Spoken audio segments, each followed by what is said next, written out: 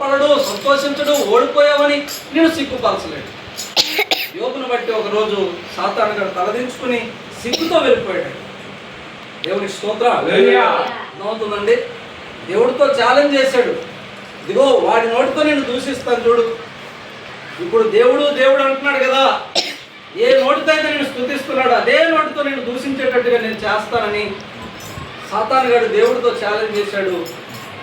సాతాను గారు ప్రయోగాలు చేస్తూనే ఉన్నాడు, పడగొడుతూనే ఉన్నాడు, శోధిస్తూనే ఉన్నాడు, ఒకదాని తర్వాత ఒకటి తెస్తూనే ఉన్నాడు. చూస్తున్నాడట ఎప్పుడు దేవుడిని దూషిస్తాడా అని. నవ్వుదాము, అతిశయిద్దాము, ఇదిగో దేవుడు ఓడిపోయినట్టుగా చేద్దామని చెప్పి సాతాను గారు ఎదురు చూస్తూ ఉన్నాడు.